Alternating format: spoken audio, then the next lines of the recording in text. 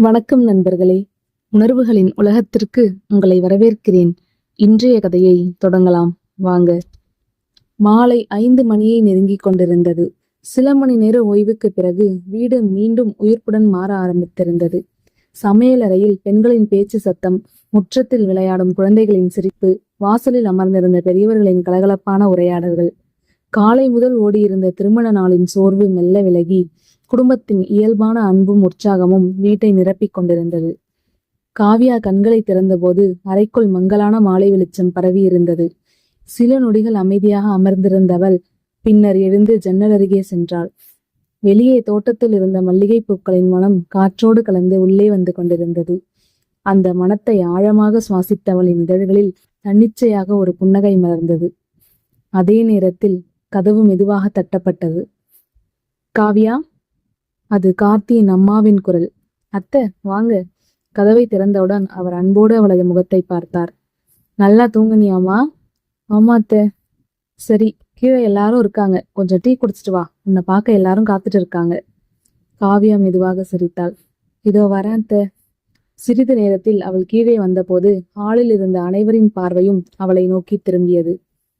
அடடா, நம்ம வீட்டு பொண்ணு வந்துட்டாங்க என்று கார்த்தியின் பெரியம்மா சிரித்தபடி கூறினார். உடனே காவ்யாவின் கன்னங்கள் சிவந்து விட்டன. இப்பவே வெக்கப்பட ஆரம்பிச்சிட்டாங்க என்று மற்றொருவர் சொல்ல சுற்றியிருந்தவர்கள் சிரித்தனர். அவர்களுடன் அமர்ந்திருந்த காவ்யா மெல்ல மெல்ல அந்த வீட்டின் சூழலோடு ஒன்றி போக ஆரம்பித்தாள். அதே நேரத்தில் மற்றொரு அறையிலிருந்து கார்த்தியும் வெளியே வந்தான். சாதாரண வெள்ளை சட்டை வேஷ்டியில் இருந்த அவனை பார்த்ததும் காவ்யாவின் பார்வை ஒரு நொடி அவனை தொட்டுவிட்டு விலகியது. அதை கவனித்த கார்த்தியின் தங்கை உடனே, அண்ணா இங்க பாருங்க, அண்ணி உங்களை பார்த்துட்டு உடனே பார்வையை திருப்பிட்டாங்க என்று குறும்பாக கூறினாள். ஏய் என்று வெட்கத்தோடு அவளை அடக்க முயன்ற காவியா இன்னும் சங்கடப்பட்டாள். சரி சரி, இன்னைக்கு கிண்டல் பண்றதை நிறுத்துங்க. காலையில இருந்து பாவம் 2 பேரும் ஓய்வே இல்லாம இருந்திருக்காங்க என்று கார்த்தியின் அம்மா கூறிய போதுதான் அவர்கள் அமைதியாகினர். டீ, பஜ்ஜி, சுண்டல் என மாலை சிற்றுண்டி பரிமாறப்பட்டது. உறவினர்கள் பேசிக்கொண்டே சாப்பிட்டுக் கொண்டிருந்தனர். அவர்களது உரையாடல்களுக்கு நடுவே கார்த்தியின் பார்வை அடிக்கடி காவ்யாவை தேடிச் சென்றது. ஒவ்வொரு முறையும் அந்த பார்வையை உணர்ந்தவள் தெரியாமல் புன்னகைத்துக் கொண்டாள். அந்த சிறிய புன்னகைகளை இருவருக்கும் இடையே வார்த்தைகளால் சொல்ல முடியாத ஒரு நெருக்கத்தை உருவாக்கி கொண்டிருந்தன. அதே நேரத்தில் பாண்டியன் வீட்டிலும் மாலை நேர கலகலப்பு ஆரம்பித்திருந்தது. மல்லி கீழே வந்ததும் அங்கிருந்த பெண்கள் அனைவரும் அவளை சுற்றி கொண்டனர். எப்படி இருக்கமா? சோர்வா? சாப்பிட்டியா என்று கேள்விகள் மழையாக பொழிந்தன. மல்லி ஒவ்வொன்றுக்கும் சிரித்தபடி பதில் சொல்லிக் கொண்டிருந்தாள். அங்கே அமர்ந்திருந்த பாண்டி அவளை பார்த்தபடி சிரித்து கொண்டிருந்தான். அதை கவனித்த அவனது நண்பன், டே, காலையிலிருந்து பார்த்துக்கிட்டே இருக்க, இன்னும் போர் அடிக்கலையா என்று கேட்டான். போர் அடிக்கிற மாதிரி இருக்கா என்று பாண்டி பதில் சொல்ல அங்கிருந்தவர்கள் அனைவரும் சிரித்தனர். மல்லியோ வெட்கத்தில் தலைகுனிந்து கொண்டாள். மாலை மெதுவாக இரவாக மாறிக்கொண்டிருந்தது. வானம் ஆரஞ்சு நிறத்திலிருந்து கருநீலமாக மாறியது. வீட்டின் வாசலில் விளக்குகள் ஒளிர ஆரம்பித்தன. காலை திருமணத்தின் பரபரப்பு முடிந்திருந்தாலும் இப்போது அந்த 2 வீடுகளிலும் ஒரு புதிய எதிர்பார்ப்பு அமைதியாக மலர்ந்து கொண்டிருந்தது. புதிய வாழ்க்கையின் முதல் மாலை, புதிய உறவின் முதல் அமைதியான தருணங்கள், ஒருவரை ஒருவர் இன்னும் ஆழமாக புரிந்து கொள்ள போகும் ஒரு புதிய அத்தியாயத்தின் தொடக்கம். அதை உணர்ந்தபடி கார்த்திக், காவ்யா, பாண்டி, மல்லி 2 ஜோடிகளும் தங்களது வாழ்க்கையின் இனிய பயணத்தை நோக்கி மெதுவாக நகர்ந்து கொண்டிருந்தனர். மாலை நேரம் மெதுவாக இரவை நோக்கி நகர்ந்து கொண்டிருந்தது. குளித்து முடித்த காவ்யா அறைக்குள் இருந்த கண்ணாடி முன் அமைதியாக அமர்ந்திருந்தாள். காலை முதலாக மணமகள் அலங்காரத்தில் இருந்ததால் இப்போது சற்று இலகுவாக உணர்ந்தாலும் மனதிற்குள் ஓடிக்கொண்டிருந்த எண்ணங்களோ அவளை அமைதியாக இருக்க விடவில்லை. அந்த நேரத்தில் கதவு திறந்தது. என்னம்மா இப்படி தனியா உட்கார்ந்து யோசிச்சுட்டு இருக்க என்று சிரித்தபடி உள்ளே வந்தாள் கார்த்தியின் அண்ணி சுபா. அவளுடன் கார்த்தியின் தங்கையும் வந்தாள். அண்ணி, இவங்களை பாருங்க, நாங்க உள்ள வந்ததை கூட கவனிக்கல என்று தங்கை சொல்ல காவ்யா வெட்கத்தோடு சிரித்தாள். ஒண்ணுமில்ல அக்கா. ஆமா, ஒன்னும் இல்ல என்று சுபா குறும்பாக எடுத்தாள். கல்யாணமான நாளே இவ்வளோ யோசனைனா இன்னும் கொஞ்ச நாள்ல என்ன பண்ண போற?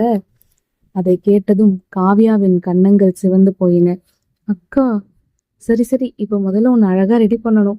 என்று கூறியபடி அவள் கொண்டு வந்திருந்த பட்டுப்புடவையை விரித்தாள். ஆழ்ந்த மருண் நிறத்தில் தங்க ஜரிகை வேலைப்பாடுகளுடன் இருந்த அந்த புடவை மிகவும் அழகாக இருந்தது. இதுதான் அத்தை உனக்காக எடுத்தது என்று சொல்லி அதை காவியாவிடம் கொடுத்தாள். சிறிது நேரத்தில் சுபாவும் தங்கையும் சேர்ந்து அவளுக்கு புடவை கட்டி வைத்தனர். பின்னர் நீண்ட கூந்தலை மெதுவாக வாரி பின்னினர். மல்லிகை பூவை எடுத்து சூடிய போது அறை முழுவதும் அதன் மனம் பரவியது. கண்ணாடியில் தன்னையே பார்த்த காவியா ஒரு நொடி திகைத்து போனாள். காலை மணப்பெண்ணாக இருந்தவள் இப்போது இன்னும் மென்மையாகவும் அழகாகவும் தோன்றினாள். அதை பார்த்த சுபா புன்னகைத்தாள். காவியா, என் தம்பி உன்னை பார்த்ததும் பேசவே மறந்துட்டா, அதுக்கு நாங்க பொறுப்பேற்க மாட்டோம். அக்கா என்று வெட்கத்தில் தலையை குனிந்தாள் காவியா. ஏன், நான் உண்மையா தானே சொல்றேன். அண்ணி இப்பவே பாவம் சிவந்து போயிட்டாங்க என்று கார்த்தியின் தங்கை சிரித்தாள். அதெல்லாம் இன்னும் ஆரம்பமே இல்லை என்று சுபா சொல்ல காவியா முகத்தை கைகளால் மூடிக்கொண்டாள். அதை பார்த்த இருவரும் சிரிப்பில் வெடித்தனர். சரி சரி, ரொம்ப கிண்டல் பண்ண மாட்டோம் என்று கூறியபடி சுபா அவளது நெற்றியில் சிறிய பொட்டொன்றை வைத்தாள். இப்பதான் முழுசா அழகா இருக்க என்று அன்போடு சொன்னாள். காவியாவின் இதழ்களில் மென்மையான புன்னகை மலர்ந்தது. அதே நேரத்தில் பாண்டியின் வீட்டில் மல்லி குளித்து முடித்து அறைக்குள் வந்தபோது அங்கே ஏற்கனவே பாண்டியின் அக்கா அமுதா காத்திருந்தாள். வாமல்லி, உன்னை ரெடி பண்ணணும் என்று கூறியபடி அவளை அருகில் அமர வைத்தாள். அக்கா, நானே கட்டிக்கிறேன். இல்லம்மா, இன்னைக்கு நான் தான் என்று சொல்லி புடவையை எடுத்தாள். மல்லி அமைதியாக நின்றபடி இருந்தாள். ஆனால் அவளது முகத்தில் இருந்த வெட்கத்தை பார்த்த அமுதாவிற்கு சிரிப்பு வந்தது. என்னம்மா இவ்வளவு அமைதியா இருக்க? ஒன்னும் இல்லக்கா. ஒண்ணுமில்லன்னு சொல்ற முகமா இது என்று கேட்டாள். மல்லி உடனே வேறு பக்கம் திரும்பி பார்த்தாள். அதை பார்த்த அமுதா சிரித்தாள். சரி, நான் எதுவும் கேட்கல அக்கா. ஆனா உன் முகமே எல்லாத்தையும் சொல்லிடுது. மல்லியால் சிரிப்பை அடக்க முடியவில்லை. சிறிது நேரத்தில் புடவை கட்டி முடித்து அவளது தலைமுடியை அழகாக சீவி பூ வைத்தாள். பின்னர் கண்ணாடியை அவள் பக்கம் திருப்பினாள். பாரு. மல்லி தன்னையே பார்த்தாள். அவளது கண்களில் ஒரு சிறிய ஆச்சரியம் தெரிந்தது. அழகா இருக்கியா என்று அமுதா கேட்டாள். என்று வெட்கத்தோடு தலையசைத்தாள்.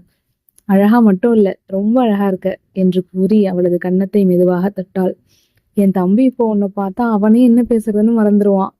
அந்த வார்த்தையை கேட்டதும் மல்லியின் முகம் மீண்டும் சிவந்தது. அக்கா, சரி சரி, உன்னை இனிமே கிண்டல் பண்ண மாட்டேன் என்று கூறினாலும் அவளது கண்களில் இருந்த குறும்பு குறையவே இல்லை. அறைக்குள் மல்லிகை பூவின் மனமும் இரு பெண்களின் சிரிப்பு சத்தமும் புதிய வாழ்க்கையை நோக்கி நகர்ந்து கொண்டிருந்த இரண்டு இளம் மனங்களின் இனிய வெட்கமும் அந்த மாலை நேரத்தை இன்னும் அழகாக்கி கொண்டிருந்தன. மாலை நேரம் முழுவதுமாக இரவாக மாறியிருந்தது. வீட்டின் வாசலில் ஏற்பட்டிருந்த விளக்குகள் மென்மையாக ஒளிர்ந்தன. உறவினர்கள் பலரும் கிளம்பி இருந்தாலும் நெருங்கிய சொந்தங்கள் இன்னும் வீட்டில் இருந்தனர். அந்த நேரத்தில் கார்த்தியின் அம்மா காவியாவை அழைத்தார். காவியா, வாம்மா, ஒரு சின்ன சடங்கு இருக்கு.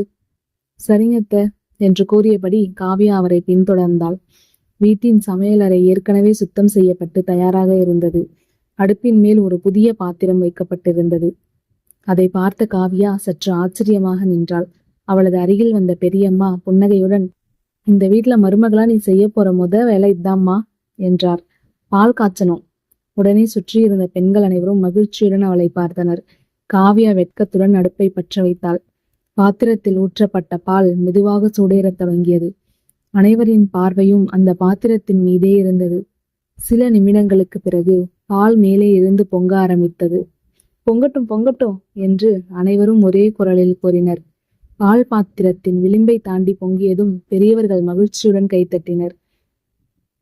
இப்படியே உங்க வாழ்க்கையும் சந்தோஷமா பொங்கணும் என்று கார்த்தியின் அம்மா ஆசிர்வதித்தார். காவியாவின் கண்களில் நெகிழ்ச்சி மிளிர்ந்தது. அதே நேரத்தில் பாண்டியின் வீட்டிலும் இதே சடங்கு நடைபெற்று கொண்டிருந்தது. மல்லி பதற்றத்தோடும் வெட்கத்தோடும் பால் காய்ச்சி கொண்டிருந்தாள். அடுப்ப பாருமா, பாண்டிய பார்க்காத என்று யாரோ சொல்ல அங்கிருந்தவர்கள் அனைவரும் சிரித்தனர். நான் பார்க்கலையே என்று மல்லி சொல்ல, அதை நாங்க நம்பணுமா என்று பெண்கள் கிண்டல் அடிக்க அவள் வெட்கத்தில் சிவந்து போனாள். சடங்கு முடிந்ததும் இரு வீடுகளிலும் மணமக்களை பூஜை அறைக்கு அழைத்துச் சென்றனர். குத்துவிளக்கின் ஒளியில் பூஜை அறை அமைதியாக காட்சியளித்தது. கார்த்தியும் காவியாவும் அருகருகே நின்று கைகளை கூப்பினர். ஒருத்தரை ஒருத்தர் புரிஞ்சுக்கிட்டு சந்தோஷமா வாழணும் என்று பெரியவர்கள் ஆசீர்வதித்தனர். காவியா கண்களை மூடி பிரார்த்தித்தாள். தனது பெற்றோர், புதிய குடும்பம், புதிய வாழ்க்கை எல்லோருக்கும் நன்றி கூறியபடி மனதார வேண்டிக் கொண்டாள். அருகில் நின்ற கார்த்தியும் அமைதியாக சாமி கும்பிட்டான். இருவரும் ஒன்றாக கைகளை கூப்பி நின்ற அந்த காட்சி அங்கிருந்த பெரியவர்களின் மனதை நிறைத்தது. பூஜை முடிந்ததும் மீண்டும் ஹாலில் அனைவரும் கூடியிருந்தனர். அங்கேயே அடுத்த கலகலப்பு ஆரம்பமானது. சரி, இப்போ இந்த பாலை யார் கொண்டு போறது என்று கார்த்தியின் சித்தப்பா கேட்டார். அண்ணிதான் கொண்டு போனோம் என்று கார்த்தியின் தங்கை உடனே பதில் சொன்னாள். உடனே அனைவரின் பார்வையும் காவியாவின் மீது விழுந்தது. பாவம், இவ்வளோ வெக்கப்படுறாங்க என்று ஒருவர் சொல்ல, இப்பதான் ஆரம்பம் என்று மற்றொருவர் சொல்ல மீண்டும் சிரிப்பலை இருந்தது. காவியாவால் நிமிர்ந்து பார்க்கவே முடியவில்லை. மறுபுறம் பாண்டியின் வீட்டிலும் நண்பர்கள் அவனை விடாமல் கிண்டல் செய்து கொண்டிருந்தனர். டே பாண்டி, இப்பவாவது அமைதியா இருக்க போறியா என்று ஒருவர் கேட்க, எனக்கு அமைதிதான், நீங்க தான் அமைதியா இருக்க மாட்டீங்க என்று அவன் பதில் சொல்ல அனைவரும் சிரித்தனர். இரவு மேலும் ஆழ்ந்தது. வீட்டின் சத்தங்கள் ஒன்றன் பின் ஒன்றாக குறைய ஆரம்பித்தன. நாள் முழுவதும் நடந்த திருமண கொண்டாட்டங்களும் சடங்குகளும் நிறைவடைந்திருந்தன. ஆனால் 2 புதிய குடும்பங்களின் வாழ்க்கை இப்போதுதான் உண்மையாக தொடங்கப் போகிறது என்ற உணர்வு மட்டும் அனைவரின் மனதிலும் இனிமையாக நிலைத்திருந்தது.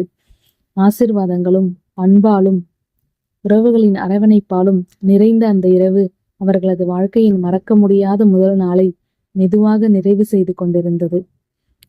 இந்த ஸ்டோரியோட கண்டினியூஷனை தெரிஞ்சுக்க நம்ம சேனலை சப்ஸ்கிரைப் பண்ணிக்கோங்க. நன்றி.